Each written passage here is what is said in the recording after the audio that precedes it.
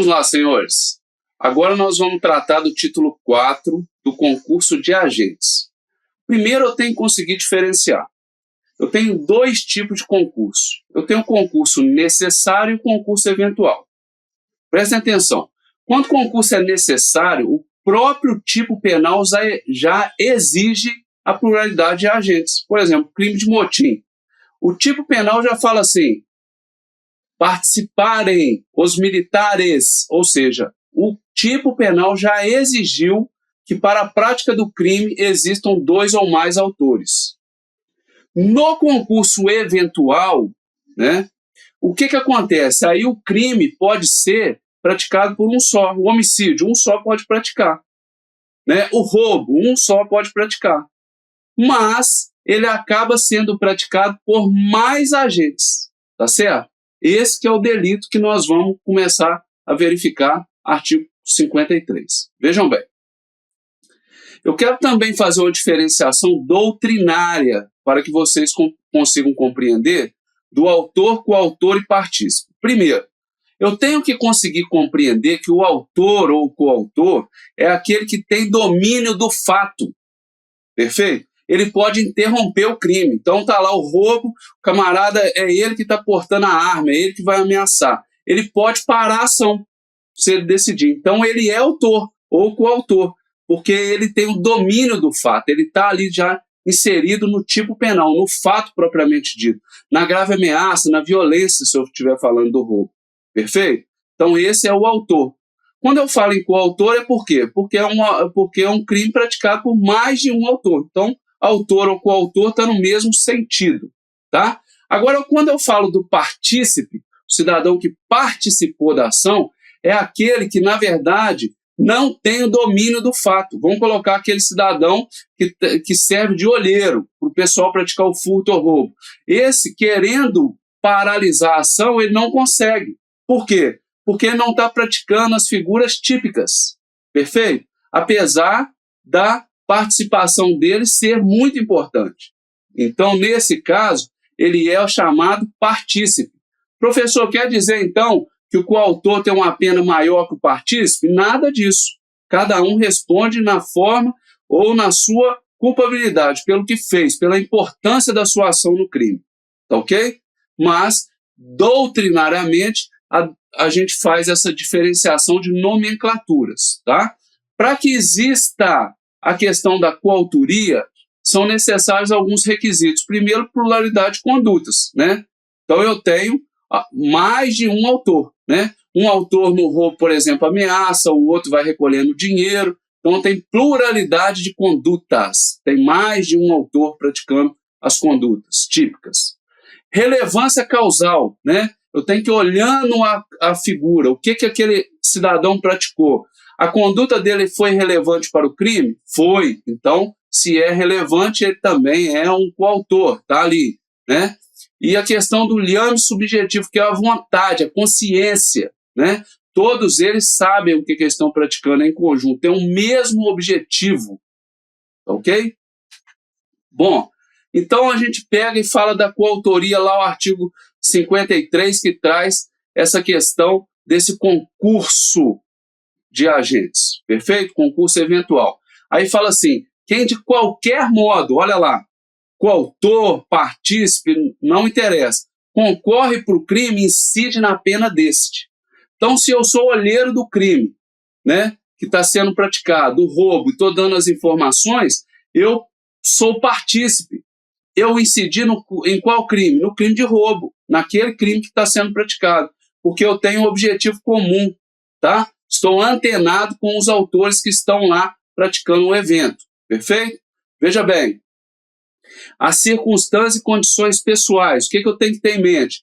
Quando aquele pessoal todo vai responder pelo crime, o que acontece? A gente fala o seguinte, cada um vai responder pelo que fez. Então, as condutas são analisadas uma a uma, para verificar quem tem mais culpa, quem tem menos culpa no crime. O que é importante eu entender?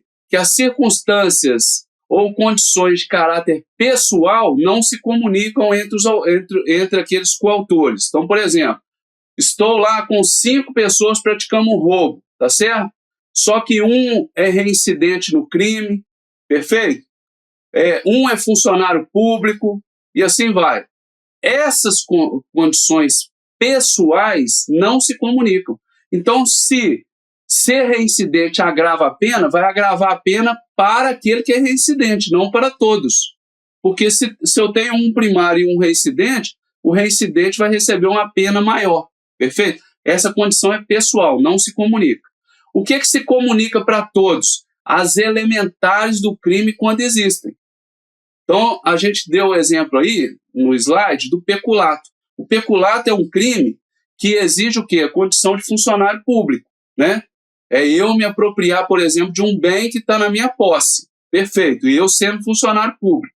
Mas se eu cometer esse crime em coautoria com um civil, com alguém que não é funcionário público, como ser funcionário público é elementar do crime, faz parte do tipo penal, essa elementar se comunica a todos. Então, aquele civil responde pelo crime, pelo mesmo crime de peculato, como se ele fosse. Tá certo? Mesma pena. Vamos lá. Em alguns casos, a pena é agravada na questão do concurso de pessoas, da coautoria. Quando? Quando aquele cidadão, um deles, né, dentre aquela galera que promoveu o crime, um deles é o responsável por organizar o crime, por promover, por dirigir as atividades criminosas, ou seja, é aquele que está antenado em tudo. Sem ele, sem aquele cara que pensou, que organizou, que promoveu, o crime não ia se perpetrar. Então ele tem pena agravada. Aquele que coage outrem, ele praticou, se você não for, eu mato sua família, coagiu o outro. Aquele que instiga, determina a cometer o crime, alguém que está sujeito à sua autoridade, né? Eu pego alguém por obediência hierárquica, eu falo, se você não for, vou te prejudicar funcionalmente. Então, coage o cidadão pela questão hierárquica, disciplinar, tá aí, aumenta.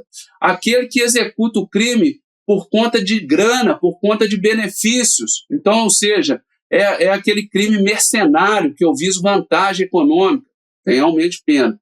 E a atenuação da pena, redução da pena, quando acontece o quê? A participação no crime é de só menos importância, ou seja, a importância é pequena. Aquele camarada que está responsável só para vigiar o local, para avisar o outro, que está ali na proximidade. Ele responde pelo crime? Responde, mas não responde pela pena, né? Igual o outro que está lá coagindo, colocando a arma na cabeça. Então, por quê? Porque a participação dele é menor importância, tá ok? Responde pelo crime com atenuação da pena. Meus amigos, o Código Penal Militar prevê a questão dos cabeças, que quando eu tenho uma autoria agora necessária, aquele que é o cabeça é aquele que dirige, que provoca, etc. Então, nesses casos, esses são os cabeças. E o que acontece com o cabeça? O cabeça ele vai ter um aumento de pena. Perfeito?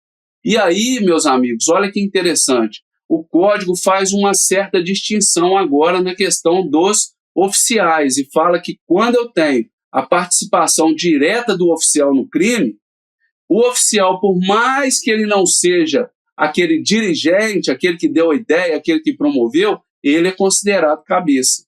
E mesmo aqueles que são subordinados, mas que exercem a função de oficial, um subtenente que exerce a função de oficial, vai ser considerado cabeça para todos os fins penais militares. Bom, o artigo 54 já fala dos casos de imputabilidade, fala que aquele ajuste, aquela determinação, aquela instigação, aquele auxílio só vão ser punidos se o crime for pelo menos tentado. Por quê? Porque se o crime não for pelo menos tentado, na verdade eu nem iniciei a execução do crime. Então, eu não tenho a questão da imputabilidade, da penalização ainda, porque eu não iniciei a execução. Eu tenho que iniciar a execução do crime para o fato ser punível. Ok?